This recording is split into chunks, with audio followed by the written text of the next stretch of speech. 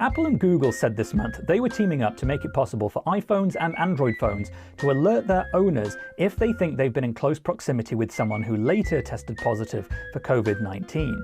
It's called contact tracing, and for the two tech companies it's become a bit of a controversial endeavor. Both firms insist that privacy is preserved and no personal information ever leaves an individual's phone, but critics question the privacy concerns and also whether the tech will even work effectively at all. Here's how Apple and Google say it should work. Let's say there are two individuals standing in line at a grocery store. We'll call them Taylor and Meredith. They've never met before and they never speak while they're in the store. While they're in there, Taylor's iPhone generates a string of random letters and numbers called an identifier. Meredith's Android phone generates one too. The Bluetooth chips in each of their phones can tell if they come in close proximity with each other without needing internet or GPS or Wi-Fi or anything that could transfer personal information. It's a little bit like when you buy a new pair of wireless headphones and you turn your phone on and you turn the headphones on and they can at least see each other. So Meredith and Taylor's Bluetooth chips have detected each other and exchanged their random identifiers. A few minutes later, both devices generate brand new identifiers and their owners leave the store still having never spoken.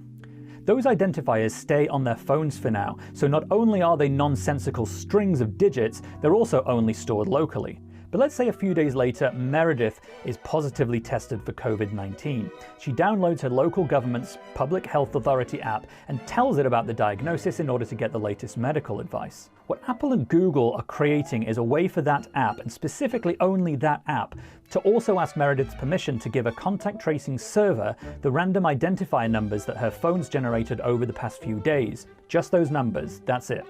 So Meredith agrees. The next day, Taylor's at home eating the food she bought from the grocery store. That moment, Taylor's phone detects that there's an identifier on the server that matches one it's seen before in person. A bit like watching a televised lottery result, where the random numbers drawn on screen match the ones in a person's hand on their ticket, hopefully. The numbers mean nothing in and of themselves, of course, but because there's a match, that means something specific. Taylor's phone has at some point recently been near a person who's tested positive for COVID-19.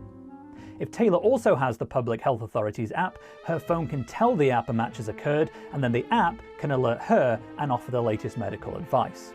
The app never sees the random identifier that the phone's matched, it just knows that a match has been found. And this is why Apple and Google needed to work together.